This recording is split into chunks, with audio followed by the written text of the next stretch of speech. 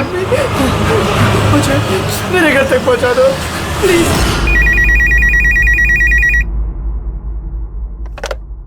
Hello, CID bureau. Hello ma'am, ma'am please मेरी मदद कीजिए। मैम मेरे पति इस वक्त बहुत बड़ी मुसीबत में है। क्या सब क्या हुआ आपके पति को? मैम उनकी जान खतरे में है, कोई उन्हें मारना चाहता है। मैम प्लीज उन्हें बचा लीजिए प्लीज।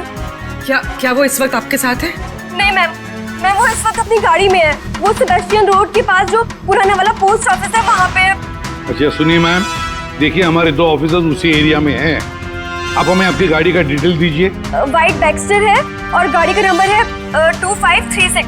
मैम आप उन्हें बचा तो लेंगे ना? आप फिक्र मत कीजिए, आपके पति को कुछ नहीं होगा। ओके पूर्वी, अभिजीत को फोन करो, उसे गाड़ी की डिटेल्स दे दो और उससे बोलो कि अर्जेंट है।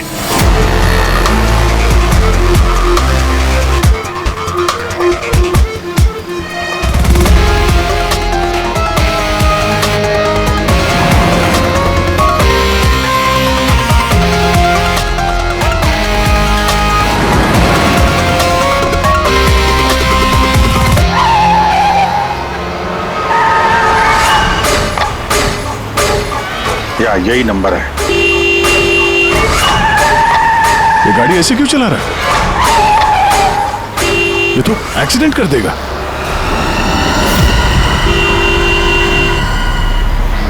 मुझे माफ कर दो, मुझे माफ कर दो, मैं मरना नहीं चाहता, मुझे माफ कर दो। किससे बातें कर रहा है? गाड़ी में तो कोई नहीं है। अरे विनीत, किससे बात कर रहा है? गाड़ी में कोई नहीं है। अंधे हो तुम लोग, तुम्हें दिखाई नहीं दे रहा? इतने सारे लोग मुझे बुला रहे हैं। कर क्या रहा है ये? मुझे माफ कर दो, मैं मरना नहीं चाहता। पागल हो गया लगता है। विनीत, विनीत, विनीत, तुम्हारी जान को खतरा हो सकता है, रुक जाओ।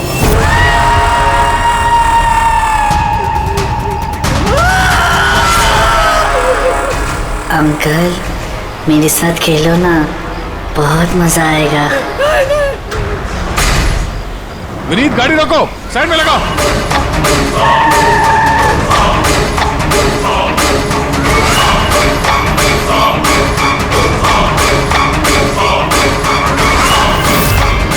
रुक जाओ विनीत, विनीत।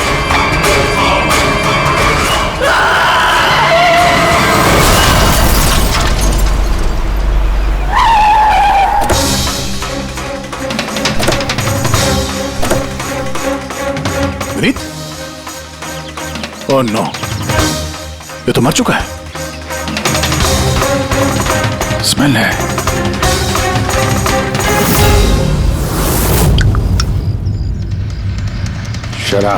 शराब पी के गाड़ी चला रहा था, लेकिन ये गाड़ी में बात कैसे कर रहा था? शराब के नशे में बड़बड़ा रहा होगा। शराब पी के तो यही होता है, एक्सीडेंट। आपने तो मुझसे वादा किया था ना कि विनीत को कुछ नहीं होगा, तो फिर क्या हो गया? देखिए मैडम, अगर उनकी जान को किसी और से खतरा होता तो हम उन्हें जरूर बचा लेते, लेकिन वो तो खुद ही शराब पी के गाड़ी चला रहे थे। आप तो जानती हैं कितना खतरनाक है। नहीं, उनकी जान खुद उनकी वजह से नहीं गई है, बल्कि उन लोगों की वजह से गई है जो इतने दिनों से उन्हें परेशान कर रहे थे। कौन लोग? सुबह शाम सोते जागते हर वक्त वो उन्हें सताते रहते थे। वो इतना ज्यादा परेशान हो गए थे कि उन्होंने अपने बिजनेस पे भी पूरी तरह से ध्यान देना बंद कर दिया था। किन लोगों की बात कर रही हैं आप? जरा साफ साफ बताइए। मैम, विनीत की मौत हमारे सामने हुई थी और उस वक्त कार में उसके अलावा और कोई भी नहीं था, तो उसकी मौत का दोष आप किसी और को कैसे दे सकती हैं? क्योंकि उनका खून हुआ है। मर्डर है ये, मर्डर। मर्डर हुआ है? आप जानती है किसने किया ये? आत्माओं ने। भले ही आप लोगों ने वो आत्माएं नहीं देखी होंगी, लेकिन विनीत उन्हें साफ साफ देख सकते थे। सीआईडी आत्माओं को नहीं मानती। आप भी मानते सर। अगर आपने वो 2 हफ्ते पहले वाला नजारा देखा होता। लीला उठो, उठो लीला, लीला उठो। विनीत,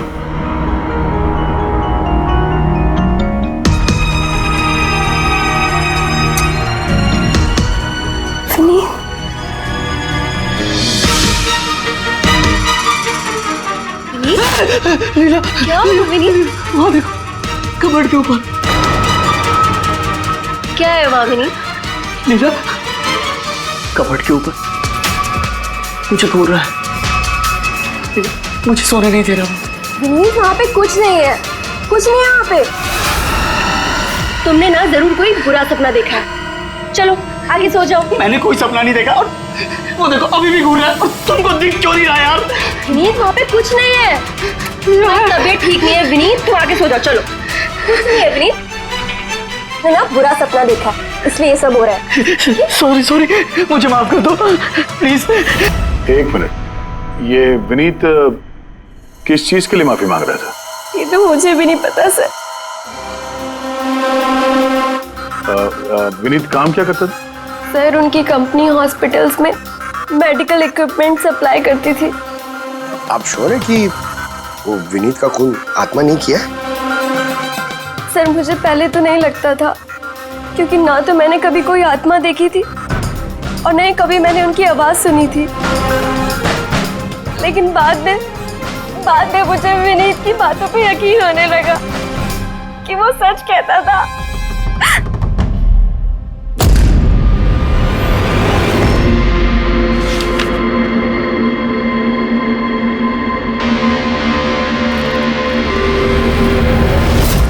हाँ बॉस, इसकी मौत की एक ही वजह नजर आ रही है, इसके सर पर लगी हुई है चोट जो इसे एक्सीडेंट के दौरान लगी। पक्का डॉक्टर साहब, कोई और वजह नहीं? अब विसरल सैंपल्स को चेक करना अभी बाकी है, लेकिन प्राइमा फेसी तो यही दिखता है कि मौत की वजह एक्सीडेंट है। तो बॉस, इसके खून में हमें अल्कोहल की बहुत ज्यादा मात्रा मिली। मुझे लगता है उसी की वजह से इसे हेलुसिनेशन होने लगे और इसने टक्कर मार दी। मतलब ये खून का मामला नहीं है। हम फ्यूनरल के लिए बॉडी को लौटा सकते हैं। अगर कुछ डाउट हुआ तो विसरल सैंपल से पता लग जाएगा। पता नहीं सर क्यों अभी मुझे ऐसा लग रहा है कि ये केस उतना सीधा नहीं है, क्योंकि जब हमने लीला से पूछा कि ये विनीत किससे माफी मांग रहा था तो वो बात को टाल गई। हम लोग भी फ्यूनरल में जाएं क्या? वहाँ रिलेटिव भी होंगे, फ्रेंड्स भी होंगे, बहुत सारे लोग होंगे, देखते हैं कुछ पता चलता है। जाओ, जरूर जाओ फ्यूनरल में।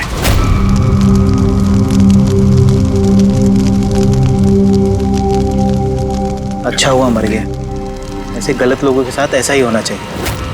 तुमने बिल्कुल ठीक कहा, इसकी मौत इससे बदतर होनी चाहिए थी। बस अब उस दिन का इंतजार है जब उन दोनों की भी चिता जलते हुए देखूंगा। उस दिन तुम सबको बहुत बड़ी पार्टी दूंगा मैं। क्या प्रॉब्लम क्या तुम्हारी? हाँ, यहाँ पर एक आदमी की चिता जल रही है, शौक मनाने के बजाय जश्न मनाने की बात करो तुम लोग। क्यों ना मनाऊं जश्न? अरे असली जश्न तो उस दिन मनेगा जिस दिन ये दोनों भी अग्नि की भेंट चढ़ेंगे। वो दोनों अग्नि की भेंट चढ़े या ना चढ़े, तुम सीआईडी के हत्थे जरूर चढ़ोगे।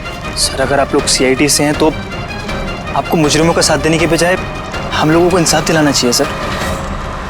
एक मिनट, कहना क्या चाहते हो? पूरी बात बताओ। सर मेरा नाम रोहित है और मेरे पिताजी पर्पल हॉस्पिटल में एडमिट थे। डॉक्टर सर वो वेंटिलेटर पे। डॉक्टर, नर्स डॉक्टर का रिलैक्स। मेरे पिताजी मर रहे हैं वहाँ पे, प्लीज डॉक्टर को बुलाइए प्लीज। क्या हुआ? क्यों शोर मचा रहे हो? शोर ना मचाऊं तो क्या करूं? मेरे पिताजी मर रहे हैं वहाँ पर और आपके साथ यहाँ बैठकर मक्खियाँ मार रहे हैं। आप शांत हो जाइए प्लीज, आप जाइए पेशेंट के पास, हम आते हैं। मैम प्लीज जल्दी कीजिए प्लीज। हाँ गजब हो गया, सारे के सारे वेंटिलेटर एक एक बंद हो रहे हैं। यस मैम, हमारे 2 इंटर्न्स मैनुअली ऑक्सीजन दे रहे हैं कुछ पेशेंट्स को। मैम हर पेशेंट के साथ ऐसा नहीं हो सकता, अगर वेंटिलेटर्स ठीक नहीं हुए तो पेशेंट मर जाएंगे। धीरे बोलो। अरे ये हॉस्पिटल के रेपुटेशन का सवाल है, अगर मरीजों के घर वालों को पता चल गया है ना फिर बवाल हो जाएगा। डॉक्टर आप प्लीज 2 मिनट का वक्त दीजिए, हम सोल्यूशन। मैम एक एक करके सारे वेंटिलेटर्स बंद हो रहे हैं। बाकी के वार्ड्स में चेक करो। Okay ma'am. अरे वो सप्लायर विनीत को फोन करो ना, वो ही अभी कुछ कर सकता है। बस टेंशन लेने की जरूरत। डॉक्टर महक हुआ क्या है सर? वेंटिलेटर बंद हो रहे हैं सारे। आप प्लीज शांत रहिए, मैं बात करती हूँ ना। सर एक एक करके सारे वेंटिलेटर्स बंद हो गए। क्या ऐसे कैसे हो सकता है? तो किसी हॉस्पिटल में फोन करो ना, वहां से मंगो। अरे राजा फोन लगाओ और मैं एक काम करूँ, टेक्नीशियन जो यहाँ पर है उसको बुलाओ। राजा क्या हो गया तुम्हें? तुम्हें सुनाई नहीं देता सर क्या आप कह रहे हैं? आप लोग तो क्या डिस्कशन में टाइम वेस्ट करें? मेरे पिताजी मर जाएंगे वहां पर। प्लीज जल्दी आइए, प्लीज। बस आते ही हैं, please. Ma'am very bad news. 2 patients की जान चली गई है। 5 पेशेंट्स बहुत क्रिटिकल कंडीशन में हैं। सर अगर आज हम लोगों का परिवार हमारे साथ नहीं है तो उसके जिम्मेदार सिर्फ और सिर्फ ये 3 लोग हैं, विनीत, महक और राजा। ये विनीत तो इक्विपमेंट सप्लाई करता था ना? जी सर। और ये महक राजा? सर जिस दिन ये हादसा हुआ उस दिन महक डॉक्टर इंचार्ज थी और राजा हॉस्पिटल का एडमिन संभालता था। ये सिर्फ राजा और महक आए हॉस्पिटल से या और लोग भी आए वहाँ के? आए ना सर, वो हेड नर्स परिणीता, वो शेखर जो कि मेंटेनेंस में है, और वो डॉक्टर केदार इस हॉस्पिटल के मालिक। ठीक है, अभी शांत हो जाओ। हम इस मामले के तह तक जाएंगे। अगर तुम्हारे पिताजी के साथ नाइंसाफी हुई है तो उन्हें इंसाफ जरूर मिलेगा।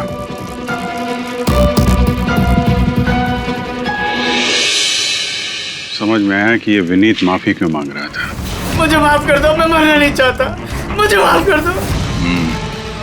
और ये भी समझ में आ रहा है कि विनीत की मौत से इतने लोग खुश क्यों हैं। यानी विनीत की मौत का जिम्मेदार कोई भी हो सकता है। अब विनीत के बाद खूनी का अगला निशाना ये महक और राजा हो सकते हैं।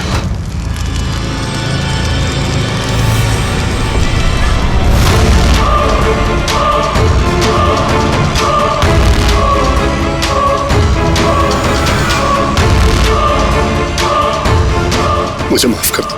तुमने मुझे क्यों मरने दिया? मेरा पीछा मत करो।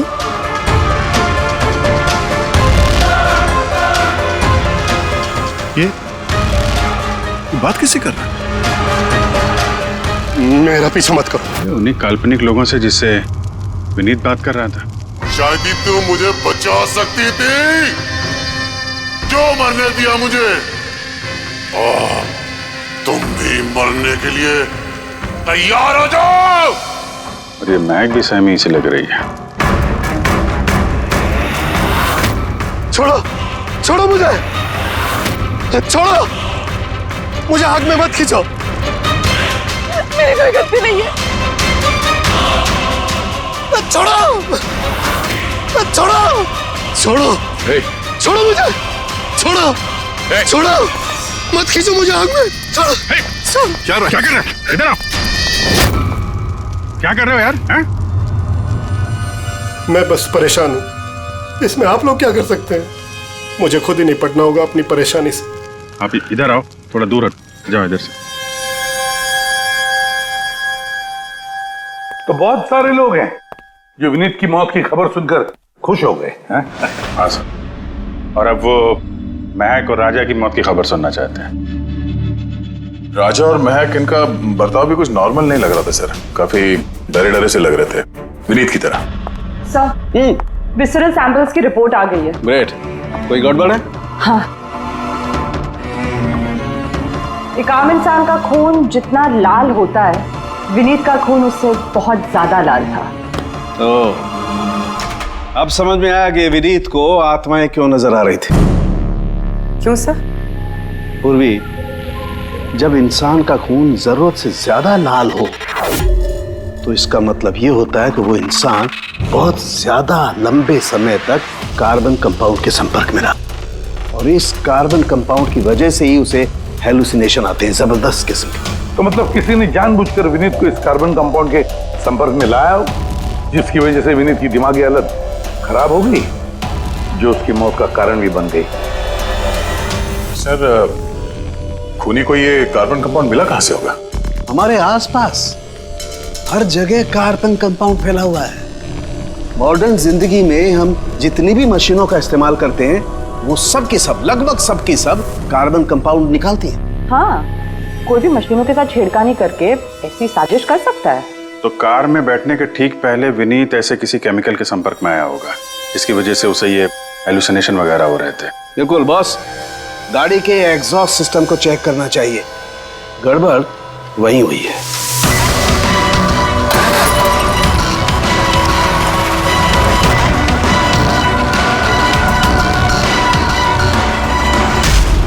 सालों के सर तो सही बोले थे सर। इसमें से तो केमिकल भर भर के आ रहा है। एक बात तो पक्की है पंकज, आत्मा कोई नहीं थी। हाँ सर, इसका मतलब अब खूनी के निशाने पे दो लोग हैं, राजा और महक।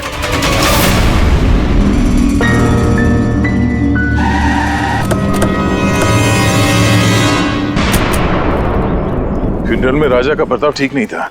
अभी भी उसकी मानसिक स्थिति ठीक नहीं है। अरे सर, दरवाजा तो खुला है।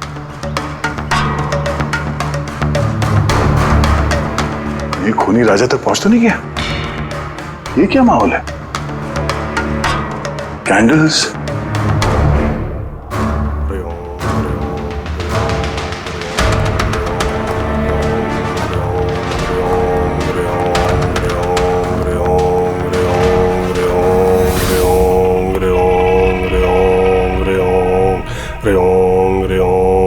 राजा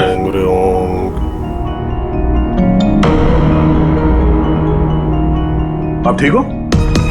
कौन है आप लोग? सीआईडी। विनीत के अंतिम संस्कार में मिले थे हम लोग। तुम आग में कूदने वाले थे, हमने तुम्हें रोका था, भूल गए? अब आप लोगों को मुझे रोकने या बचाने की जरूरत नहीं पड़ेगी। जब तक विनीत का खूनी पकड़ा नहीं जाता, तुम्हारी जान को भी खतरा है। अच्छा सच सच बताना, उन 12 मरीजों की मौत क्या तुम्हारी लापरवाही की वजह से गई थी? खबरदार जो मुझ पर ऐसा गंदा और झूठा इल्जाम लगाया था। मैं निर्दोष हूं और कोई नहीं मरा मेरी वजह से। शांत शांत। राजा बड़ी मुश्किल से शांत हुआ है, इसको समझ दिलाइए। आपकी तारीफ? श्लोक नाम है मेरा। मैं राजा की इस बुरे वक्त से बाहर निकलने में मदद कर रहा हूं। ओह, तो आप साइकियाट्रिस्ट हैं? साइकियाट्रिस्ट नहीं, साइकिक, मीडियम। इस दुनिया और दूसरी दुनिया के बीच एक पुल समझ लो। दूसरी दुनिया? दूसरी कौन सी दुनिया?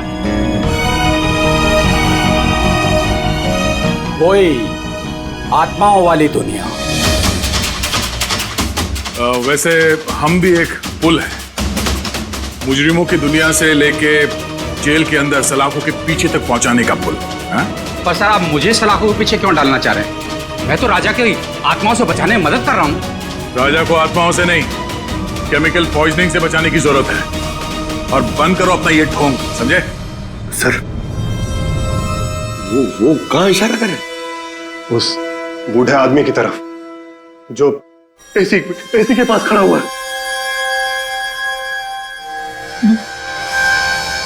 किसकी बात कर रहे हैं? मुझे तो कोई भी नहीं दिख रहा। मुझे भी नहीं दिख रहा है। मानो या ना मानो, इस कमरे के अंदर कोई शक्तिशाली आत्मा है जो राजा को नुकसान पहुंचाना चाहती है। अभी पता चल जाएगा।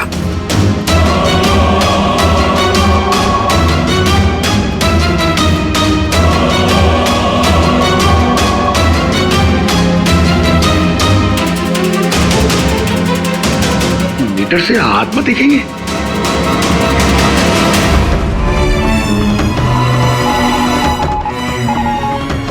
देखा, वो आत्मा एसी के पास ही है। मेरी ईएमएफ मशीन झूठ नहीं बोल सकती।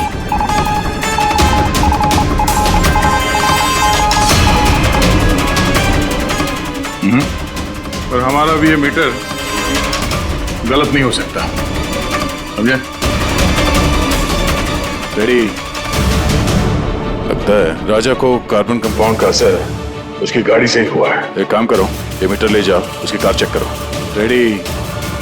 पंकज,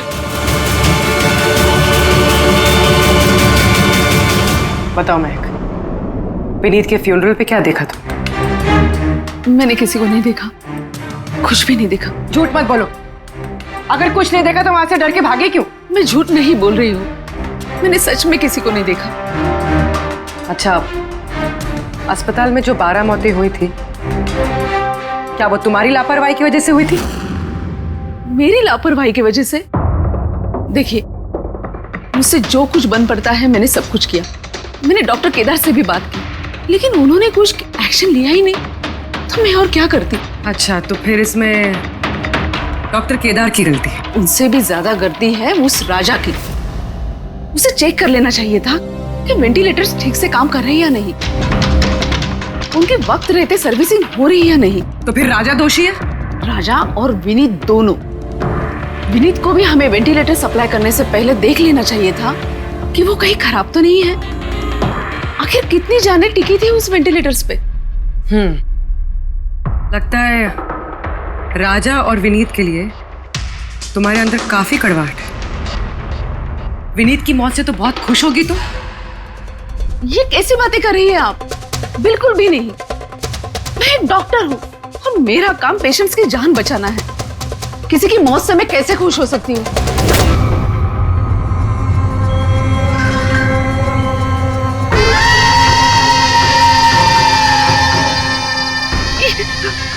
वो आ गया, वो आ गया, वो देखिए। लेकिन यहाँ तो कोई नहीं। पीछे है। यहाँ पर कोई नहीं है। देखो तुम घबरा मत, जब तक मैं हूं तुम्हें कुछ नहीं होगा। हाँ?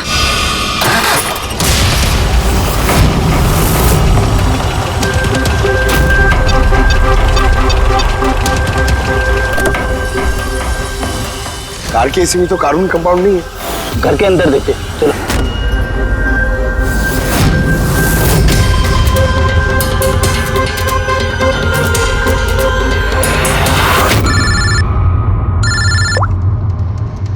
हाँ पूर्वी, महक के घर पे कोई केमिकल नहीं मिला? ठीक है, जब तक वो खूनी पकड़ा नहीं जाता तुम उसके साथ ही रहो, ठीक है? सर, हाँ, कार्बन कंपाउंड यहाँ पे भी नहीं है। कहीं कोई केमिकल नहीं मिलेगा। विज्ञान की दुनिया और केमिकल की दुनिया के अलावा भी कोई दूसरी दुनिया है, मानो या ना मानो। चुप, वो बंद। और जब तक बोलने को नहीं कहा जाए मुंह खोलना नहीं। राजा जी, आपको डरने की कोई जरूरत नहीं है। हम लोग हैं यहाँ पर, जब तक वो खूनी पकड़ा नहीं जाता सीआईडी आपके साथ ही रहेगी। मुझे सीआईडी की जरूरत नहीं है, ये है ना मेरी सुरक्षा करने के लिए। यार ये कैसे हो सकता है? ना राजा के घर में केमिकल मिला, ना महक के घर में केमिकल मिला, कैसे हो सकता है? सर, हमने राजा के घर को अच्छी तरह से चेक किया, एक एक कोना देखा, गाड़ी भी चेक की, कहीं कुछ नहीं मिला। हाँ मगर दया, अगर कोई केमिकल का इस्तेमाल ही नहीं हुआ है तो फिर राजा और महक को हेलुसिनेशन हुए कैसे? कोई तो वजह होनी चाहिए। और सर, जिस तरीके से विनीत के कार के एसी में केमिकल का इस्तेमाल किया गया है, ये किसी नौसिखिया का काम नहीं लगता है, तो कोई एक्सपर्ट। एक काम करते हैं, बनने वालों के घरों में देखो, शायद कोई ऐसा आदमी हो जो केमिकल्स के बारे में अच्छी जानकारी रखता हो, कोई केमिकल्स में एक्सपर्ट। और हाँ, हॉस्पिटल के उस स्टाफ को बुलाओ, चीफ नर्स जो है ना, हेड नर्स परिणीता, फिर हेड टेक्नीशियन शेखर और मालिक केदार, तीनों को बुलाओ। सर देखते हैं।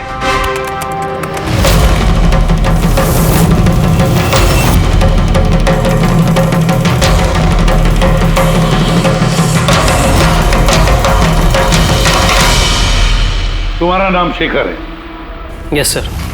हॉस्पिटल के हेड मैकेनिक, मेन टेक्नीशियन, मतलब हॉस्पिटल में जब भी किसी मशीनरी में प्रॉब्लम्स आ जाते तो पहले तुम्हें पता चलता है। जी हाँ सर। तो हॉस्पिटल के वेंटिलेटर्स खराब हो गए थे, ये तुम्हें पता नहीं था? सर पहले से पता था। तो फिर किया कुछ नहीं क्यों? बताया क्यों नहीं किसे? हाँ सर, इसमें मेरी कोई गलती नहीं है। तो फिर किसकी गलती?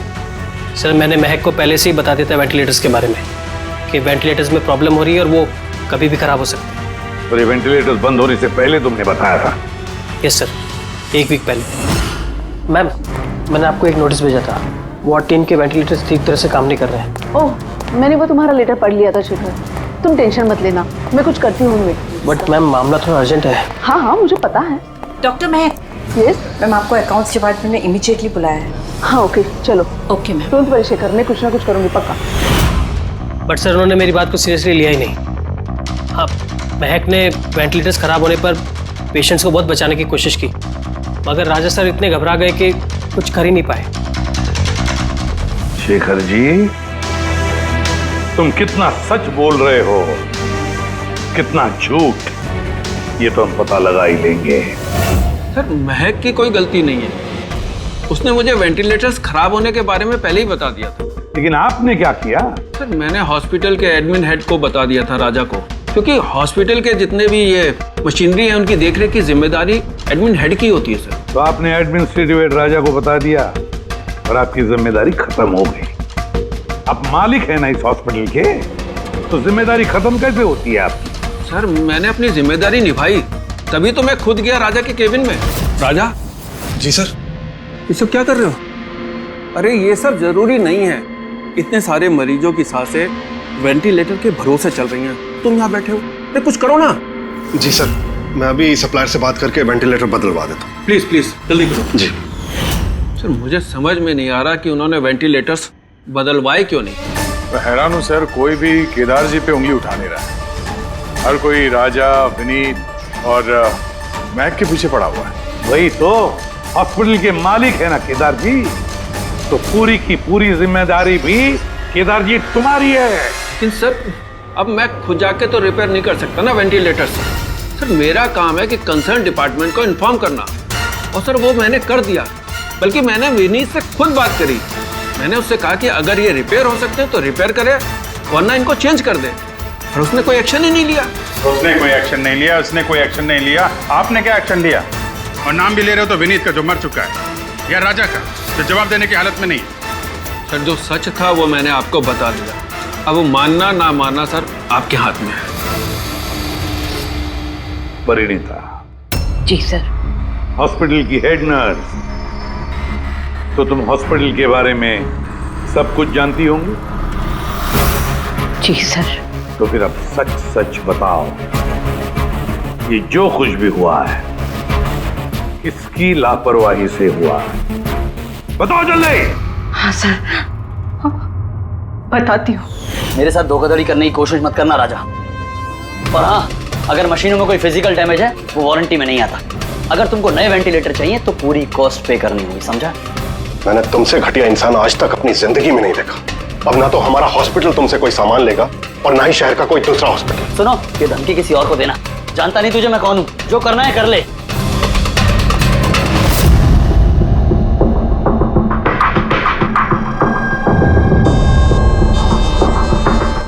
ये जो कुछ भी हुआ है इस राजा और विनीत के झगड़े की वजह से हुआ है। दोनों की झगड़े की वजह से सर इतने लोगों की जान चली गई। राजा को नए वेंटिलेटर का इंतजाम तुरंत करना चाहिए था। सर इन मरीजों के परिवार वालों में से 3 लोग ऐसे हैं जिन्होंने केमिकल इंजीनियरिंग की है। अच्छा, 3 लोग? तो फिर उनकी कुंडली निकालो, देखते हैं।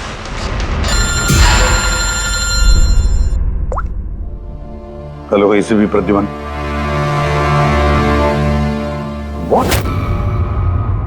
ठीक है, हम अभी पहुंचते हैं। क्या हो सर? राजा की मौत हो गई।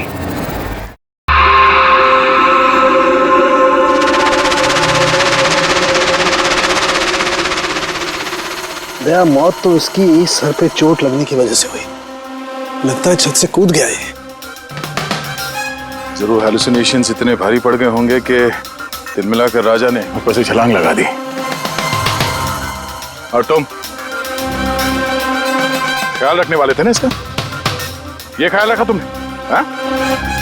सर राजा तो एकदम शांत तरीके से हो गया था, मुझे क्या पता था कि अचानक उठ जाएगा और खुदकुशी कर लेगा। जिस वक्त ये सब हुआ तुम कहाँ थे? हाँ? सर मैं दूसरे कमरे में सो रहा था, तभी मुझे राजा के जोर जोर से चीखने की आवाज सुनाई दी। मुझे इन आत्माओं को नहीं झेलना, मुझे इसे निजात चाहिए, आजादी चाहिए। और जब तक मैं इसके पास पहुंचता ये छत से कूद गया साहब। वाह क्या बात है, राजा को अकेले छोड़कर तुम घोड़े बेच के सो रहे थे? हाँ? मैंने तो कमर कस ली थी कि नहीं सोऊंगा, पर न जाने कैसे नींद आ गई। जरूर मुझे उन आत्माओं ने सुला दिया होगा। आप ये देखिए सर, मीटर की रीडिंग भी कितनी बढ़ गई है। मुझे मेरी तबीयत भी कुछ कमजोर लग रही है सर।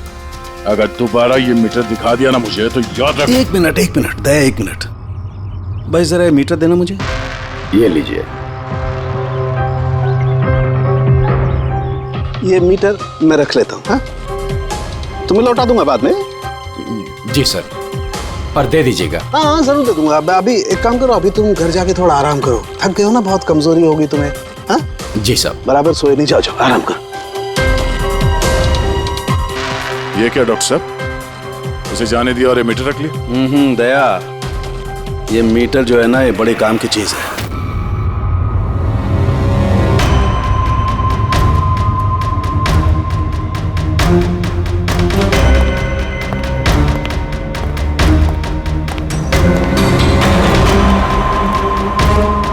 इस रूम में चेक करता हूं। हाँ सर। नहीं, ऊपर चलते हैं।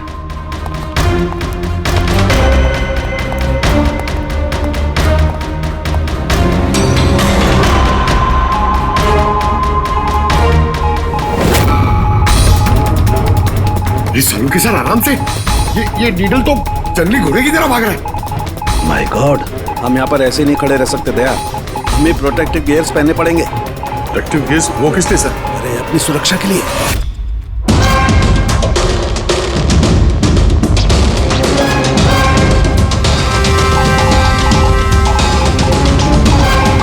ये देखो, सबसे ज्यादा मीटर रीडिंग यहीं पर है, इस एसी के नीचे।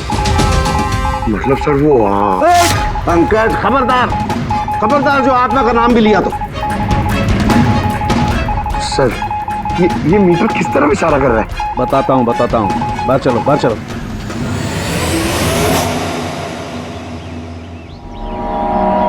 देखा दया, ये है EMF, इलेक्ट्रोमैग्नेटिक फील्ड डिटेक्ट करता है ये। इलेक्ट्रोमैग्नेटिक फील्ड्स, ये तो आजकल सभी इलेक्ट्रॉनिक अप्लायंसेस में होता है सर, टीवी, फ्रिज, एसी में। बिल्कुल दया, लेकिन उन अप्लायंसेस का EMF हिडन होता है, छिपा हुआ होता है, ताकि लोगों पर बुरा असर ना हो। कैसा बुरा असर? इसकी वजह से लोगों को नौशिया हो सकता है, जी घबरा सकता है, बेचैनी हो सकती है, और अगर ज्यादा देर तक संपर्क में रहे तो हेलुसिनेशन होना भी कोई बड़ी बात नहीं है। ओह, मतलब राजा को ये हेलुसिनेशन किसी केमिकल की वजह से नहीं हुआ है, अपने घर के इलेक्ट्रॉनिक अप्लायंसेस की वजह से हुआ है, क्योंकि उसका वो EMF ढका हुआ नहीं था। बिल्कुल। इसका मतलब है सर, किसी ने ये जानबूझ के छेड़छाड़ की है इसमें? हो सकता है दया, वैसे ही राजा को अंदर से पछतावा महसूस हो रहा था, दुखी था बेचारा कि वो मरीजों को बचा नहीं पाया, इसीलिए हेलुसिनेशन उसे पछतावा के रूप में दिखाई देने लगे। शायद इसी पछतावे की वजह से इस विनीत की भी मौत हो गई। बिल्कुल, और वो अशोक, उससे भी कमजोरी इसीलिए महसूस हो रही थी क्योंकि वो भी काफी देर तक इस EMF के संपर्क में था। यहाँ पे वो कार्बन कंपाउंड नहीं मिला घर में। मिलेंगे कैसे दे, क्योंकि यहाँ तो EMF का इस्तेमाल हो रहा था, और सबसे ज्यादा रीडिंग मुझे बेडरूम के AC में मिली। इसका मतलब बेडरूम के AC में छेड़छाड़ हुई। फिर तो उस महक के घर में भी EMF। ओह नो, हमें तुरंत पुलिस को इन्फॉर्म करना होगा।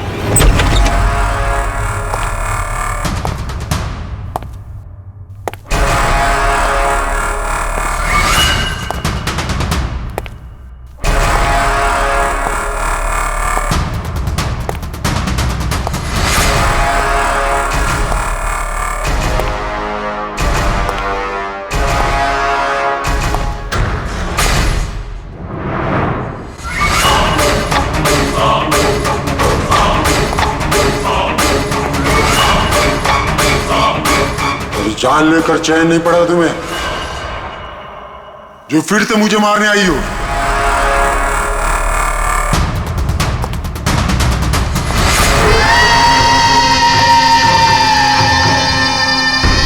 तुम? मैंने तुम्हें सेल्फ डिफेंस में मारा था, और वैसे भी तुम एक मुजरिम हो। क्या मुजरिम के घर परिवार नहीं होते? तुम्हारी वजह से मेरी बेटी अनाथ हो गई, और ये खून देख रही हो, सब तुम्हारी वजह से। आज मैं तुम्हें नहीं छोड़ूंगा। देखो, मेरे पास मत आना, मैं मार दूंगा। आज मैं तुम्हें नहीं छोड़ूंगा। मेरे पास मत आना, मैं कहती हूँ मार दूंगी। मैं कहती हूँ मेरे पास मत आना, मार दूंगी। क्या कर रही हो तुम? छोड़ो से। सब वो आदमी। क्या? सर यहाँ पे। सर रोकिए इसे, ये मुझे मारना चाहती है। पहले यहाँ से बाहर निकली, जल्दी आउट ऑफ हियर प्लीज, जल्दी फास्ट। ये हैं वो 3 लोग जिनका संबंध केमिकल इंजीनियरिंग से है। सुहास, दीपक और किशोर। खूनी इनमें से कोई भी हो सकता है। नहीं अभिजीत, कार के एसी में केमिकल फिक्स करना अलग बात है, और इलेक्ट्रोमैग्नेटिक फील्ड को इतनी होशियारी के साथ इस्तेमाल करना अलग बात है। मुझे लगता है ये कोई ऐसा आदमी है जिसे साइंस की, मेडिकल साइंस की बहुत अच्छी जानकारी है, या तो कोई डॉक्टर या कोई साइंटिस्ट। जिसने भी किया उसने पूरा बंदोबस्त किया था इस इलेक्ट्रोमैग्नेटिक फील्ड का कि ये महक और राजा दोनों कायम के लिए उस ईएमएफ के असर में रहे हैं। हो सकता है जब ये दोनों हॉस्पिटल में अपना काम कर रहे थे तब भी ये ईएमएफ वहां पर प्रेजेंट था। तो फिर सर शायद हॉस्पिटल के किसी मशीन के साथ भी छेड़छाड़ की गई होगी। बिल्कुल दया, बिल्कुल। और ये करने वाला वही है, हॉस्पिटल का अंदर वाला। तो ये वो जगह है जहाँ पे महक और राजा बैठा करते थे। जी हाँ। और कौन कौन आ जा सकता था इस कमरे में? सर सिर्फ स्टाफ वालों को अंदर जाने की परमिशन थी, वो भी अगर कोई काम हो तो। मतलब बाहर का कोई आदमी यहाँ नहीं आ सकता? नहीं सर, यहाँ तक कि मरीजों को भी अंदर जाने की इजाजत नहीं थी। उसका मतलब तो ये हुआ कि स्टाफ का ही कोई है, मतलब आप में से कोई एक खूनी है। ये आप कैसे कह सकते? ये हम नहीं कह रहे, ये ईएमएफ मशीन कह रही है जिसने हमें सब कुछ बता दिया है। और इस ईएमएफ मशीन के हिसाब से इस एसी के साथ छेड़छाड़ की गई थी। इसका मतलब है राजा और महक को मारने की कोशिश की गई थी, मगर बेचारा राजा मारा गया। एसी के साथ छेड़छाड़? क्या कह रहे हैं आप लोग? हमें तो कुछ समझ में नहीं आ रहा। ये बात इस कमरे में मौजूद वही इंसान समझ सकता है जो खुद खूनी है। और वो आज यहाँ एक प्रोटेक्टिव गियर पहन के आया है ताकि इलेक्ट्रोमैग्नेटिक फ्रीक्वेंसी से उसे कोई नुकसान ना हो। क्यों? कौन है वो?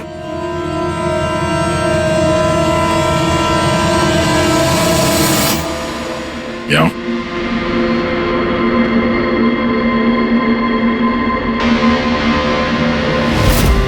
फैशन सेंस तो बहुत अच्छा है तुम्हारा शेखर। कपड़े के अंदर ये सुरक्षा कवच। तुम्हारे सारे पत्ते खुल चुके हैं शेखर। हमने तुम्हारे बारे में सब कुछ पता लगा लिया है। तुम ही यहाँ पे सिर्फ ऐसे टेक्नीशियन हो जो एसी के साथ छेड़छाड़ कर सकते हैं। अब जल्दी बताओ क्यों किया तुमने ऐसा?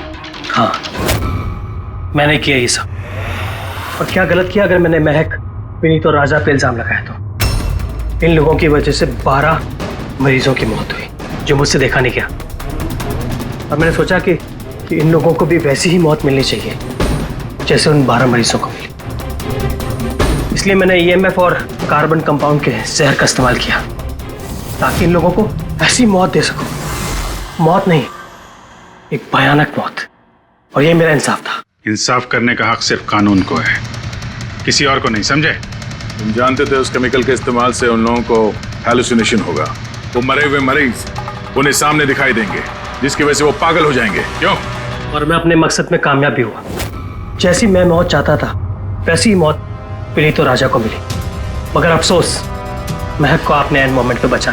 कामयाब तो तुम तब होते हैं जब बिना कोई जुर्म किए उन्हें उनके अंजाम तक पहुंचाते हैं। क्या फर्क रह गया तुम में और उन दोनों में? अब तुम भी एक हत्यारे हो। तुम्हें क्या सजा मिलेगी इसका फैसला तो अब अदालत ही करेगी।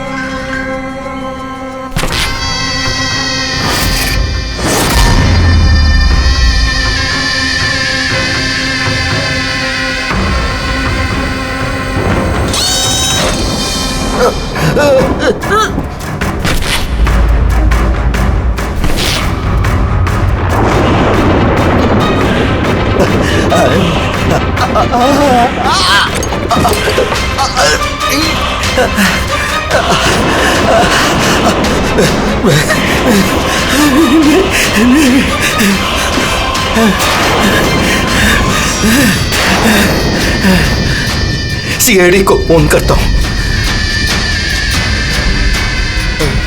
Madan ji. Hello hello Madan ji, hello Madan ji, क्या हो गया?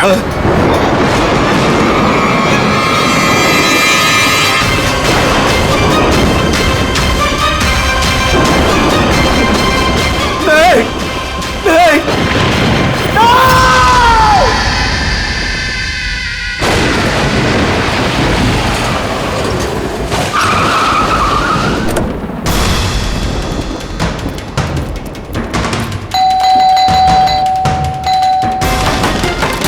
मदन जी,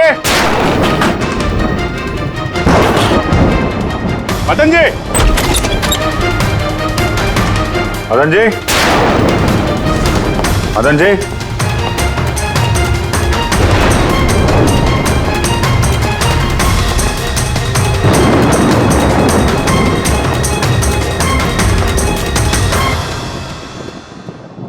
दे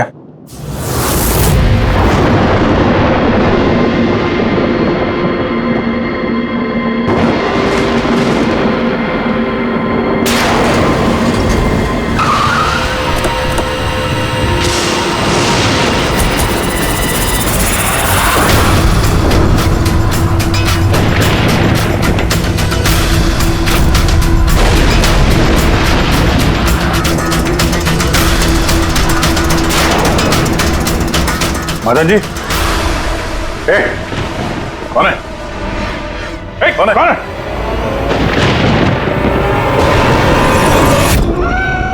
ये क्या?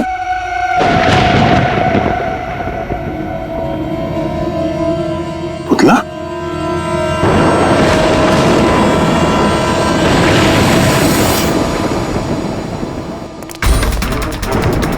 अभिजीत? सर, आने में देर हो गई।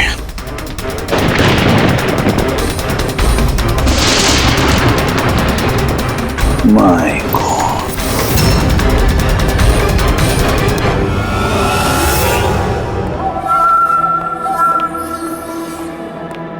ये लीजिए। आराम से, आराम से।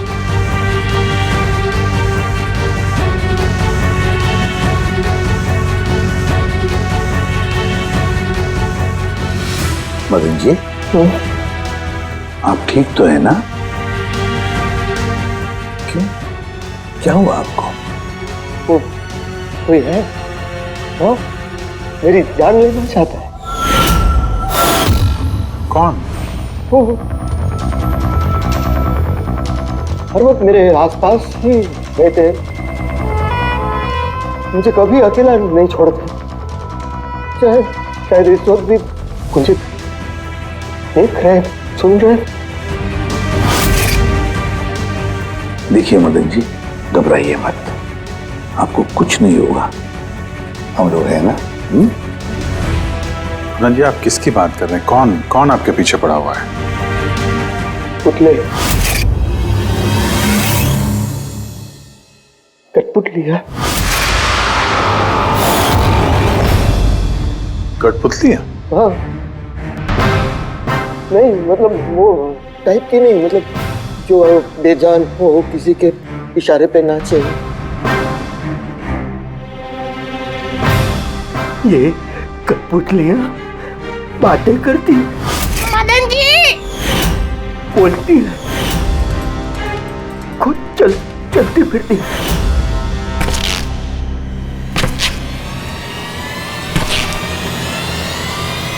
मदन जी, ओ मदन जी। बातें करने वाली कठपुतलियां? हाँ, मैं जानता हूँ आपको मेरी बात का यकीन नहीं होगा, लेकिन बात ही है, किसी को नहीं होगा।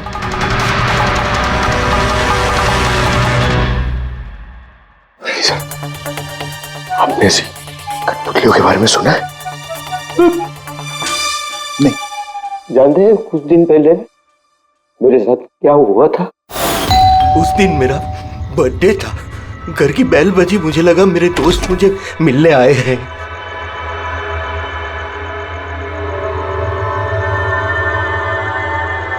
इतनी रात को किसने बेल बजाई होगी? कमाल है। मदन जी,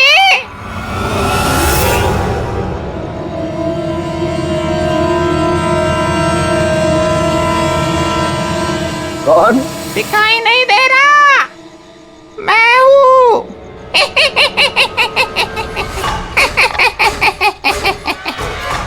मैं ही हूँ। इतना हैरान होने की जरूरत नहीं। पता है यहाँ मैं क्यों आया हूँ? क्यों?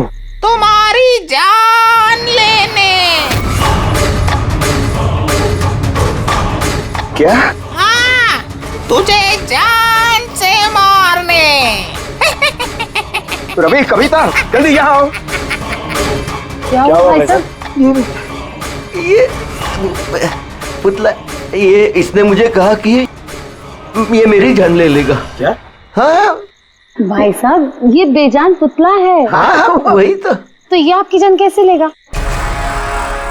भाई साहब, आप हमारे साथ मजाक कर रहे हैं क्या? हाँ नहीं, कैसी बात कर रहे हो तुम रवि? है मैं ऐसा बेहुदा मजाक क्यों करूंगा तुम लोग, और वो भी आज के दिन? अरे मैंने खुद सुना, इसने मुझे कहा कि वो जान ले लेगा। एक मिनट, मैं देखता हूँ। संभालना रवि। ये शांत।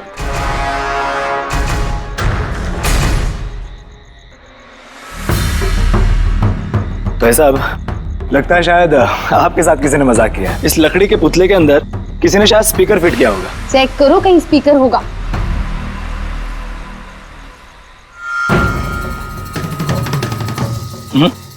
नहीं, इसमें तो कुछ भी नहीं है। अब कहाँ है वो पुतला? कैसे होगा? मैं उसी टाइम उसे तोड़ मोड़ के जला के खत्म कर दी।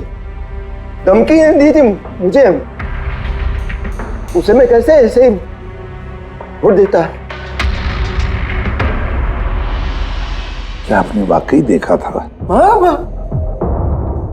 मैं मदन जी, हो सकता है आपको कोई सपना अपना आया। वही अकेला देखा मैं, और एक बार नहीं, ऐसा मेरे साथ थोड़े दिन बाद भी। मुझे लगता है कि मदन जी को मारने का सबसे अच्छा तरीका ये है कि उनके सीने में चाकू घोंप दिया जाए। उससे तो पूरा फर्श खून से गंदा हो जाएगा। सबसे बेस्ट तरीका है मदन जी को जहर दिया जाए। एक काम करते हैं, क्यों ना उनका गला ही दबा दिया जाए?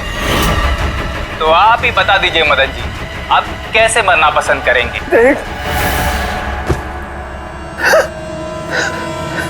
मदन जी,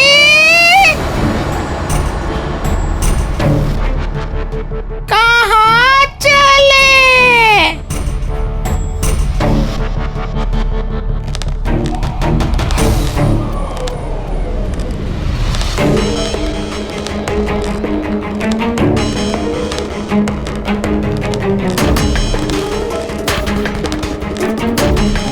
तो बताओ मदन जी,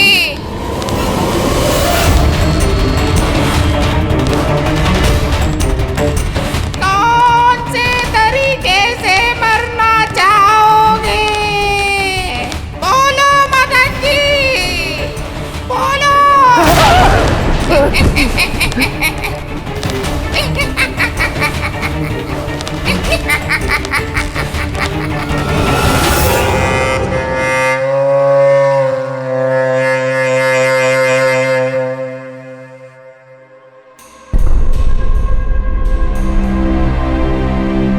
वाकई मदन जी की जान को वाकई खतरा था। सही कह रहे थे, कोई वहम नहीं था। सर मतलब ये मदन जी का खून इस कठपुतली ने किया? क्या बकवास कर रहे हो यार? कठपुतली खून थोड़ी ना कर सकती है। तो फिर खून किसने किया होगा? उसी ने फ्रेडी, उसी ने जो कठपुतली का खेल खेलना जानता है। तो जब हम लोग यहाँ पर आए तब कठपुतली के हाथ में ये चाकू था। सारे सबूत तो इसी की तरफ इशारा कर रहे हैं। खून इसी ने किया है।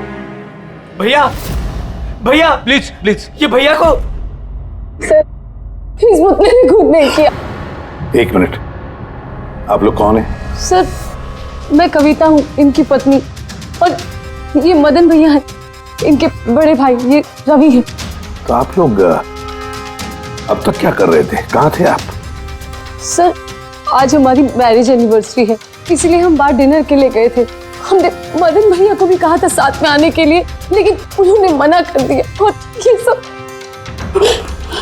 आप कह रही थी कि मदन जी का खून इस पुतले ने नहीं किया? हाँ सर, इस पुतले ने खून नहीं किया।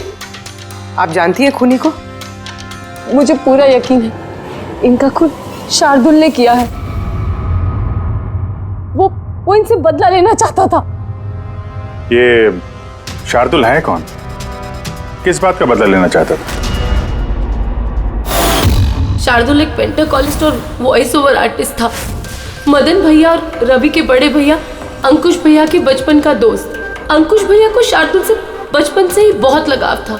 जब उन्होंने देखा कि शार्दुल जिंदगी में कितनी ठोकरें खा रहा है, तो 5 साल पहले उन्होंने अपना घर शार्दुल को दे दिया ताकि वो वहां से अपना थिएटर ग्रुप चला सके। हालांकि वो लोग कभी अंकुश भैया को किराए के पैसे नहीं दे पाए, मगर अंकुश भैया को इस बात से कभी कोई तकलीफ नहीं हुई, क्योंकि वो जानते थे कि इस कला में इतने पैसे नहीं हैं। शार्दुल और उनके स्टूडेंट्स अंकुश भैया के घर से ही अपनी वेंटर कॉलेज की प्रैक्टिस किया करते थे। कठपुतलियों से बातें करवाने की इस कला का घंटों बैठकर रियाज किया करते थे। तो एक चीज तुम लोग अच्छे से समझ जाओ, वेंट्रिलोक्विज्म की कला आसान नहीं है, लेकिन ये इतना भी मुश्किल नहीं है। इस कला को करने की तकनीक इसके नाम में छिपी है। वेंट्रिलोक्विज्म एक लैटिन शब्द है जिसमें वेंटर का मतलब पेट और लोक्वी मतलब बोलना, और वेंट्रिलोक्विज्म मतलब पेट से बोलना। जैसे हेलो गौरव, कैसे हो तुम?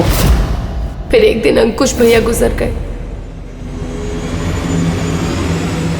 और सब कुछ बदल गया।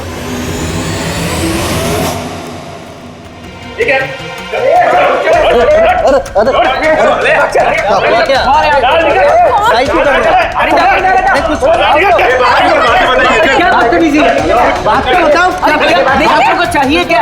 रवि, मदन, इधर क्या हो रहा है? क्या हो रहा है? ये जो इतने वक्त से तुम्हारी मुफ्तखोरी चल रही थी ना, आज से बंद हो रही। हमने यहाँ कोई धर्मशाला नहीं खोल रखी। लेकिन मदन, अंकुश ने तो कहा था। कौन अंकुश? जो मर गया वो जिंदा नहीं है, दुनिया में नहीं है। आज तक उसके तरीके से चलता था, अब मैं हूँ, मेरे तरीके से चलेगा। सुना तुमने? चलो जगह खाली करो। रवि, समझा अपने भाई को। वो क्या समझाएगा मुझे? मैं समझता हूँ ना सब कुछ। और अगर यहाँ रहना ही है तो किराया देना पड़ेगा। किराया? हाँ किराया। कितना किराया देना होगा? मैं 4 लाख। 4 लाख? मगर 4 लाख तो हमारे पास नहीं है। नहीं है तो खाली करो, वरना पुलिस को बुला के तुम सबको जेल में भिजवा दूंगा। वहां पर रहने का कोई किराया भी नहीं देना पड़ेगा। मदन, हमें कुछ मोहलत दो। हम इतनी जल्दी कहाँ जाएंगे? मोहलत कुछ नहीं मिलेगी। बहुत सुन लिया मैंने, बहुत देख लिया तुम लोग का तमाशा। निकलो निकलो यहाँ से। अरे एक मिनट, जब तक आज तक का तुम किराया मुझे नहीं देते, ये जो सामान तुम्हारा पड़ा है ना, और ये क्या है, कठपुतलियां, वो सब मेरे कब्जे में रहेगी। अगर तुम ये भी हमसे छीन लोगे तो हम तुम्हारा किराया कैसे चुकाएंगे? वो मैं नहीं जानता। सर ऐसा मत कीजिए सर, हम आपके सारे पैसे चुका देंगे सर, प्लीज।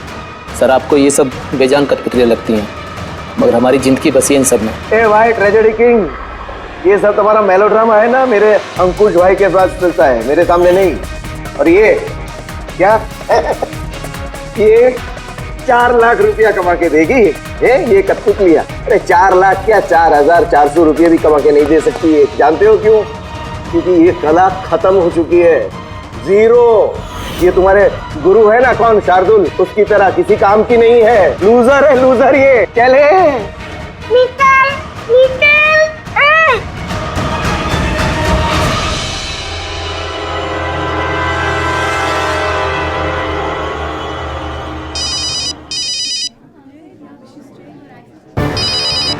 ये भी ना। कौन है भैया? और कौन? शार्दुल। बार बार मुझे इस तरह फोन करके धमकियां देता है। मैं देखता हूँ। मैं आ रहा हूं तुझे मारने। अब तेरी जिंदगी कुछ ही दिन की मेहमान है। हेलो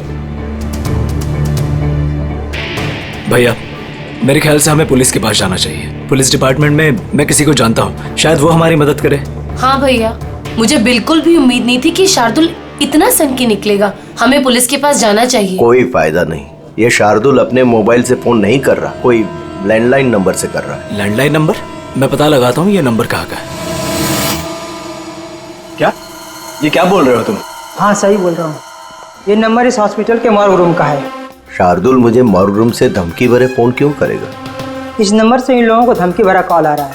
कल रात को भी आया, आज सुबह भी, लगातार 3 दिनों से आ रहा है। कौन कर रहा है ये कॉल?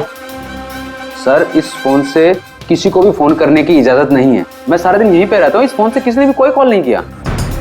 तो फिर तुमने किया होगा फोन? साहब, मैं क्यों फोन करूंगा? मैं तो आप लोगों को जानता भी नहीं हूँ। हाँ, तो हो सकता है तुमने शार्दुल के कहने पे किया हो। क्या नाम दिया आपने? शार्दुल। शार्दुल? ये है शार्दुल, जानते हो इसे? ये आप लोगों को कैसे कॉल कर सकता है? क्यों नहीं कर सकता कॉल?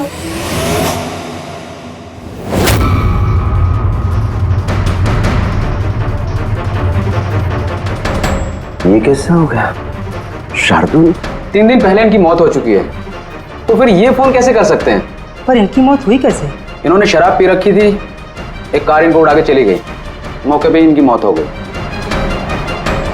अगर ये यहाँ मरा पड़ा है तो मुझे धमकी भरे फोन कौन करता था?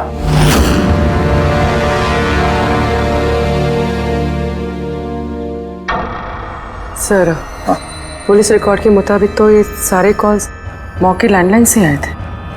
लेकिन मौका फोन लाइन तो कोई इस्तेमाल कर ही नहीं रहा था। ये सब कैसे? पूर्वी, अच्छी तरह से चेक करो, देखो चक्कर क्या है, मामला गड़बड़ है। सर, इन्हें कुछ पता नहीं चलेगा। आप ऐसा क्यों कह रही हैं? क्योंकि सीआईडी जिंदा इंसानों को पकड़ सकती है, आत्माओं को नहीं। और मैं जानती हूँ ये सब शार्दुल की आत्मा ने किया है। देखिए, आत्मा जैसी कोई चीज नहीं होती है। पढ़ी लिखी होने के बाद भी आप ऐसी बातें कर रही हैं। आप भी तो पढ़े लिखे, आप ही बताइए ना, एक लाश मॉर्ग से फोन कैसे कर सकती है? कैसे मदन भैया से वो कठपुतलियां बात कर सकती है? सर, आपको ये सब नॉर्मल लग रहा है? आप लोगों ने भी ऐसा कुछ अनुभव किया जैसे मदन जी ने किया था? जी सर। नहीं, हट जाओ, आज मैं तुम्हें छोड़ूंगा नहीं। बहुत परेशान किया है तुम लोगों ने मुझे, मार डालूंगा मैं आज तुमको, छोड़ूगा नहीं। भैया, हट जाओ। नहीं भैया, क्या हुआ? क्या बताना? अरे भैया, ये क्या कर रहे हैं भैया? भैया, कठपुतलियां हैं, दूर रहना। कठपुतलियां? हाँ, मारने आई है मुझे, मैंने कहा था ना। भैया, एक बात तो सुनिए। क्या कर रहे हैं आप? रवि, ये आवाज ऊपर से आ रही है। हाँ, लेकिन ऊपर तो कुछ भी नहीं है, बस स्टोर रूम है और एक बंद पड़ा हुआ कमरा है। Store room? हाँ, उस स्टोर रूम में तो मैंने सारी कठपुतलियां बड़े से बक्से में ताला लगा के बंद करके रखी है। कठपुतलियां? क्या वो सारी बाहर आ गई? कैसे? क्या?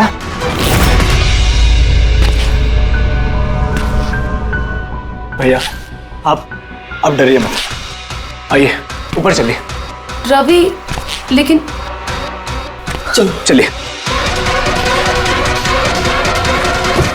आराम से, संभल के।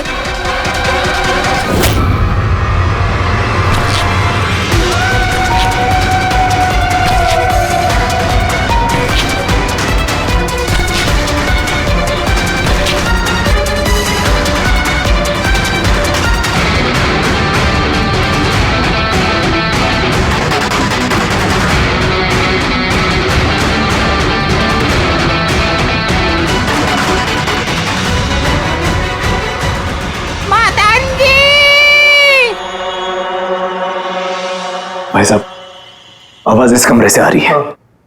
आइए।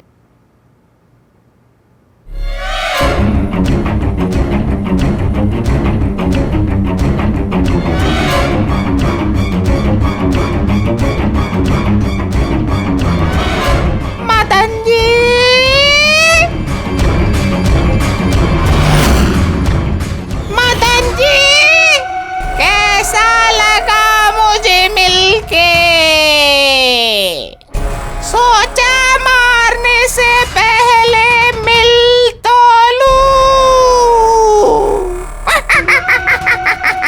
मैंने कहा था बातें करते हैं।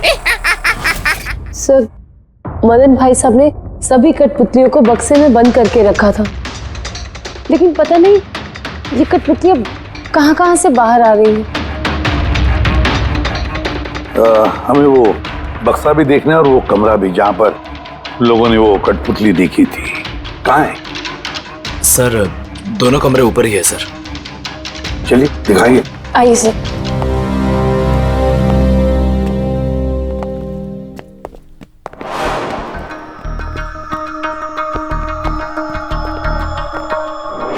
सर, पैरों की आवाज हमने कॉरिडोर में सुनी थी और वो पुतला हमने यहाँ इस जगह पर देखा था सर।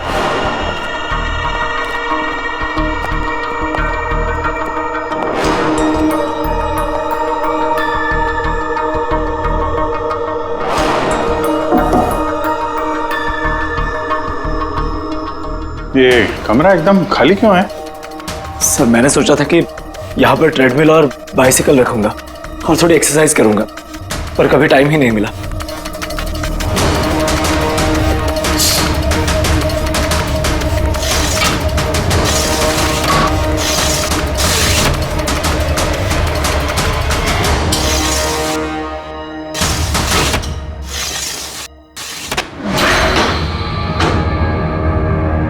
सर, ये तो बंद ही नहीं हो रहा।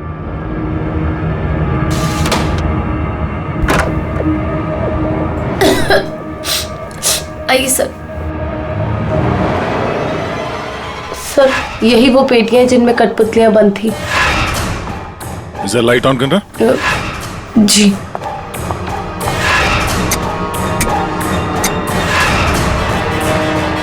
सर, ये कमरा बहुत दिन से बंद है तो शायद बल्ब खराब हो गया।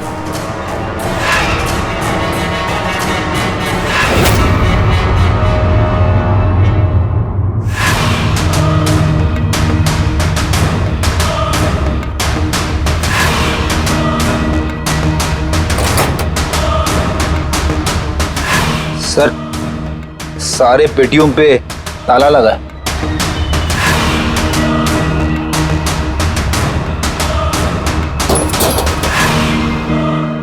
मगर ये ताले मजबूत नहीं है, कोई भी इसे आसानी से खोल सकता है।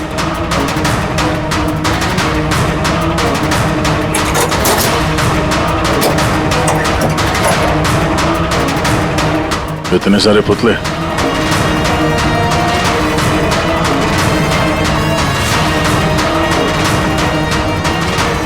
देखे जरा, इसमें कोई मैकेनिज्म फिट तो नहीं है। सर, मैं आपसे बोल तो रही हूँ ये बात नहीं करते हैं। जरूर इसमें शार्दुल की आत्मा आकर बात करती है। अंदर कोई मैकेनिज्म या कोई स्पीकर तो है नहीं जिससे आवाज आ सके। सर, वाकई में ये सच बोल रही है। ना तो कोई मैकेनिज्म है और ना ही कोई स्पीकर, तो फिर ये कठपुतलियां बोल कैसे सकती है?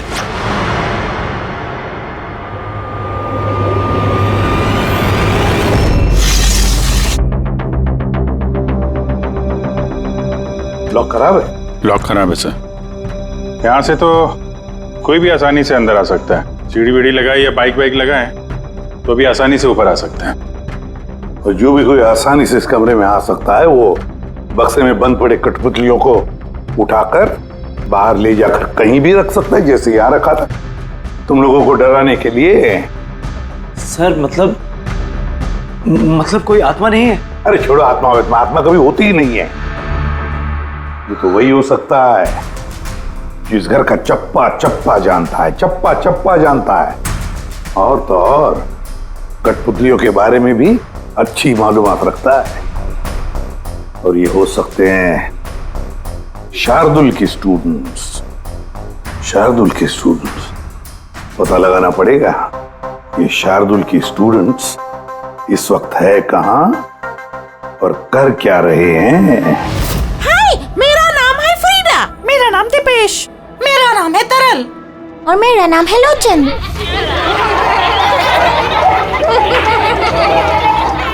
आज मैं आप सबको एक बहुत ही अच्छी कहानी सुनाने वाली हूँ। नहीं, हमेशा तुम ही क्यों सुनाओगी कहानी? अरे, तो इसमें अर्जी क्या है? हाँ, फ्रीडा, तुम्हें हमेशा सबसे अच्छा रोल चाहिए चाहिए होता है। हाँ दीपेश, तुमने बिल्कुल सही कहा। मेहनत हम करते हैं और फेमस तुम होती हो। तुम्हारी कठपुतली का भी यही कहना है। सर समझ में नहीं आ रहा सर, ये कठपुतली बात कैसे कर रही है? अरे पंकज, एक कला है आवाज बदलने की कला, इसे कहते हैं वेंट्रिकुलिज्म। बिल्कुल, बात तो यही लोग कर रहे हैं, लेकिन लगता है कि ये आवाज कठपुतली के मुंह से निकल रही है। मगर सर ये लोग कहाँ बात कर रहे हैं? देखिए ना, इनके तो मुंह भी नहीं चल रहे। देखो मैं कह रहा हूँ मैं सबसे बेस्ट हूँ। हाँ, यही तो कला है पंकज, बिना मुंह खोले इतनी साफ आवाज में बात करना। आवाज यहाँ पेट से निकलती है। वो आत्मा भी इसी कला की पैदाइश थी। उन पुतलों ने इसी कला के जरिए मदन जी से बात की थी और वो न्यूज रीडर्स ने भी। मगर सर ये लोग तो कठपुतलियों को ऐसे हाथ से हिला रहे हैं सर। हाँ तो ऐसे तो होता है पेट शो में। मगर सर मदन जी ने पुतला देखा था, उसे तो कोई हाथ से नहीं हिला रहा था, नहीं कोई बात कर रहा था ऐसे। शायद कोई मैकेनिज्म फिट किया होगा उन पुतलों में जो किसी रिमोट कंट्रोल से ऑपरेट होता होगा। सर मगर रवि ने बोला था कि उसके अंदर कुछ भी नहीं था, कुछ भी नहीं था। साउंड मैकेनिज्म नहीं मिला था, लेकिन उसके सर के अंदर कोई मैकेनिज्म था जिसकी वजह से उसका सर और मुंह हिल रहा था, जो शायद रवि को दिखा नहीं। सी कठपुतलियां बनाना शार्दुल या उसके किसी स्टूडेंट का ही काम हो सकता है, जो मदन जी के घर का चप्पा चप्पा अच्छी तरह से जानता है। इन्हें पता होगा उस खिड़की के बारे में जिसका लाश टूटा हुआ था। घर में घुस के जगह जगह कठपुतलियां लगाना और उनसे बातें करवाना तो इनके बायत का खेल है। मगर सर मॉर्ग से इन लोगों ने कॉल कैसे किया? सर। हाँ सर पता चल गया कि मॉर्ग रूम वाले फोन कैसे आ रहे हैं। कैसे? सर इसके लिए स्पूफिंग सॉफ्टवेयर का इस्तेमाल किया गया। Spoofing software? ये क्या होता है?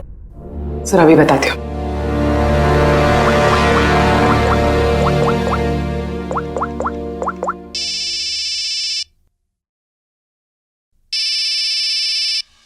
अरे यार, मेरी वाइफ को भी अभी फोन करना था।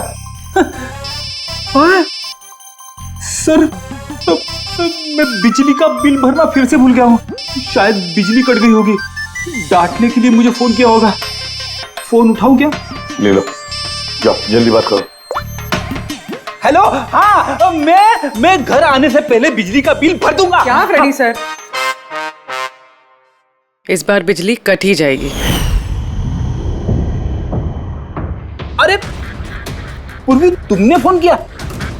मगर ये तो मेरी वाइफ का फोन नंबर है। पूर्वी, ये कैसे किया? सर ये तो स्पूफिंग सॉफ्टवेयर का कमाल है। फोन कहीं से भी करो, नंबर वही दिखाओ जो आप चाहते हो। पूर्वी, ये सॉफ्टवेयर तुम्हें मिला कहाँ से? सर साइबर यूनिट से लिया है। सर इसकी मदद से सिर्फ नंबर ही नहीं बल्कि इंसान अपनी लोकेशन भी गलत बता सकता है। अरे बाप रे सर, ये तो बड़ा खतरनाक सॉफ्टवेयर है। हाँ, खूनी ने मॉर्ग का नंबर इसलिए चुना ताकि हमें लगे कि ये सारा चक्कर शार्दुल की आत्मा का है, शार्दुल की आत्मा का। अच्छा बच्चों, आप लोगों को मिलके बहुत मजा आया। अगली बार फिर मिलेंगे। बाय। संभाल के बच्चे, संभाल के। Bye bye bye bye. जी कहिए, क्या मैं आपकी मदद कर सकता हूँ? जी हाँ, आप लोग मदद नहीं करेंगे तो और कौन करेगा। दरअसल हम ये जानना चाहते हैं कि मदन जी को डराने का प्लान आप में से किसका था? हम लोग कुछ समझे नहीं। अच्छा, तुम लोग भी नहीं समझे? हाँ? नहीं सर, अभी नहीं समझा? मैं निर्दोष हूँ। बहुत हंसी आ रही है। हाँ? एक आदमी की जान चली गई, तुम सबको बहुत हंसी आ रही है। जान? किसकी जान? मदन जी की। फोन हुआ है उनका सीआईडी से हम लोग। सीआईडी? जी हाँ, सीआईडी। और हमारे शक के दायरे में हो तुम सब।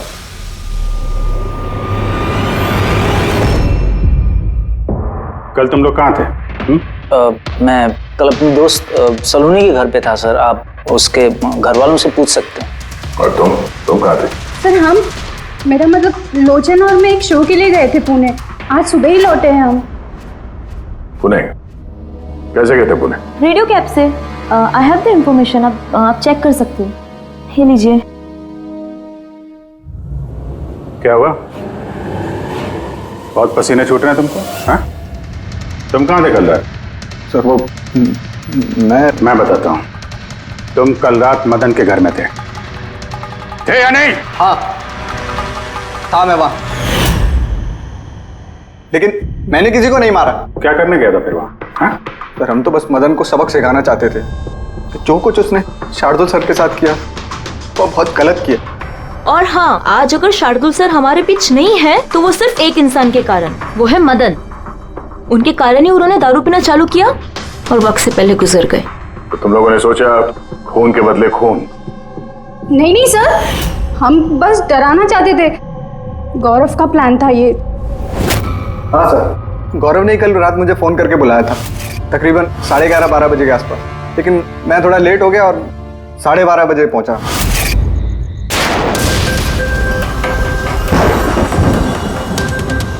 आज तो वैसे ही बहुत लेट हो गया, मार ही डालेगा गौरव मुझे। चला गया शायद अंदर, अब इससे इशारा कैसे करूं?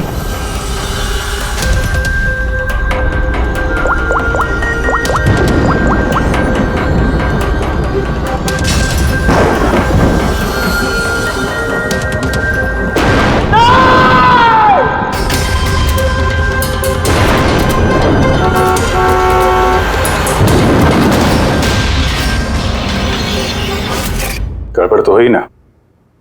मदन जी का खून हुआ रात में। सर मेरा इस खून से कोई लेना देना नहीं है। और गौरव का? सर ये तो गौरव ही बता सकता है ना। ठीक है, बुलाओ गौरव को। कहाँ है वो? गौरव तो फिलहाल गोवा में। गोवा? गोवा किस लिए? सर ये पता नहीं। उसको बचाने की कोशिश मत करना, वरना खुद बच जाओगे, समझे? नहीं सर, ऐसी बात नहीं है। कल रात को जब मैंने उसे फोन किया तो उसका फोन बंद आ रहा था। आज सुबह उसका मैसेज आया मेरे पास। मैसेज इधर सर? कल रात कुछ ऐसा हुआ जो नहीं होना चाहिए था। मैं गोवा पहुंच गया हूँ कुछ दिन छुपने के लिए। लेकिन ये गोवा पहुंचा कब और कैसे? जब हम लोग क्राइम सीन पे पहुंचे तो वो वहां पे था नहीं। हाँ, अगर हम मान भी ले कि जब हम लोग वहां पर पहुंचे उससे ठीक पहले वो वहां से निकला था, तो वो गोवा कैसे पहुंच सकता है? खून हुआ रात के 1 बजे, उसके बाद हम लोग वहां पहुंचे और रात को कोई फ्लाइट तो है नहीं गोवा जाने वाली। सर अगर फ्लाइट से नहीं और बस से या फिर गाड़ी से गया हो तो? नहीं पंकज, ड्राइव करके गोवा पहुंचने में कम से कम 12 घंटे लगते हैं और ये मैसेज आया है सुबह 9 बजे। मतलब गोवा पहुंचने से पहले ही उसने मैसेज कर दिया कि वो गोवा पहुंच चुका है। पंकज जरा पता करो गौरव के मोबाइल की लास्ट लोकेशन क्या थी। नंबर देना गौरव का। ओके जी, थैंक यू। सर गौरव का आखिरी लोकेशन मदन जी का बंगलो ही था और कल रात 11:30 बजे उसका फोन बंद हुआ। 11:30? Hello, thank you sir. Gaurav Kumar नाम का कोई भी आदमी गोवा के किसी भी फ्लाइट में नहीं था, ना आज सुबह ना कल रात को।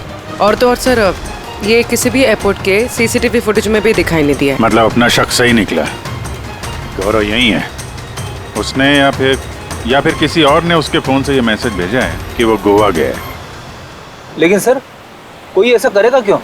वो तो अभी पता नहीं है फ्रेडी, लेकिन एक बात समझ में नहीं आ रही। गौरव जी को मदन जी को मारना था तो वो कभी भी मार सकता था, ये डराने का ड्रामा क्यों? ये चारों लोग मिलकर ये जो कठपुतली का गेम खेल रहे थे। और तो और जब उसने मदन जी को मारा तो इसके बारे में अपने दोस्तों को बताया भी नहीं। यहाँ पे कुछ पेच है। इसका एक ही मतलब है बॉस, या तो गौरव को हड़बड़ी में मदन जी को मारना पड़ा जब वो पकड़ा गया, या फिर खूनी गौरव नहीं कोई और ही है। सर अगर खूनी कोई और है तो फिर ये गौरव कहाँ है? हो सकता है खूनी ने गौरव को मार के उसे गायब कर दिया और हमारे सामने ऐसे सबूत डाल दिए जिससे हमें ये लगे कि वो हमसे छुप रहा है, गोवा में है वो। ये लॉक टूटा हुआ है। इसी खिड़की से गौरव और उसके साथी अंदर आते थे मदन जी को डराने के लिए। अगर ये गौरव कल रात यहाँ पे आया था उसके बाद से गायब है तो हो सकता है उसके साथ जो कुछ भी हुआ यही हुआ। अगर यहाँ उसके साथ कुछ हुआ है तो कुछ ना कुछ ट्रेसेस तो मिलने चाहिए। लुमिनल टेस्ट करके देखते हैं। पूर्वी सर,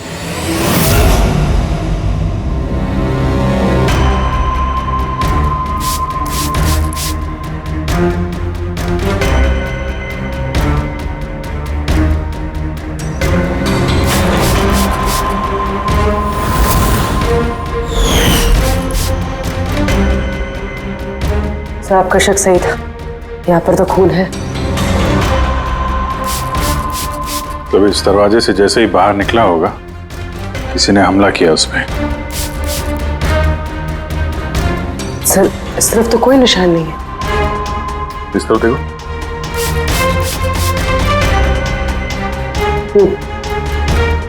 आगे देखो।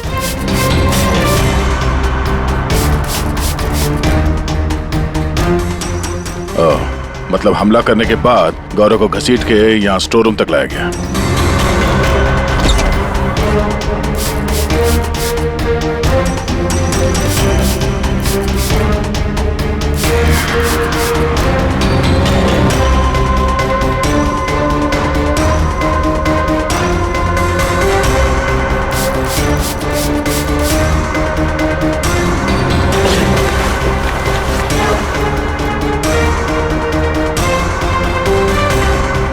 सर, खून की बूंदें तो यहाँ तक है, मतलब गौरव को यहीं पर। और हम लोग यहाँ पर आए और हमें पता भी नहीं चला। और अब यहाँ से गायब।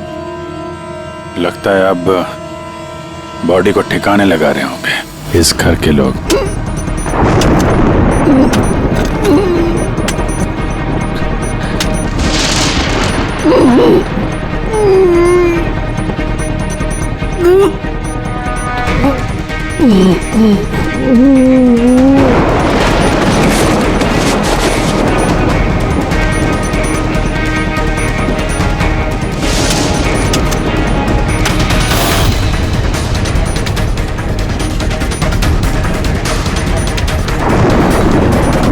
सीआईडी? अरे गोया लग जाएगी, भागेगा। हट।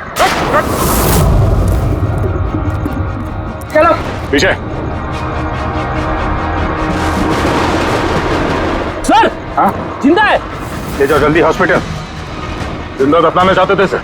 हाँ? लेकिन आपको कैसे पता चला कि हम लोग यहाँ पर हैं? आजकल मोबाइल के जरिए भी मुजरिमों को पकड़ लेते हैं हम लोग।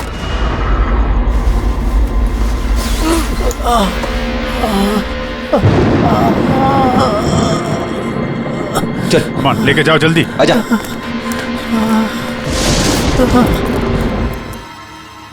उस खुदगर्ज और लालची इंसान का मर जाना ही ठीक था। अंकुश भैया की मौत के बाद मदन भैया अकेले ही सारी प्रॉपर्टी हड़प जाना चाहते थे। हमें क्या मिलता? ठेंगा। हमने ये प्लान तब बनाया जब घर में वो कठपुतलियों वाले हादसे होना शुरू हुए। हम जानते थे सर कि कोई आत्मा वात्मा का चक्कर नहीं है, इसीलिए हम एक रात जागे ताकि इस कठपुतली के राज से पर्दाफाश कर सके। और फिर तुम लोगों ने गौरव को पकड़ लिया। हाँ।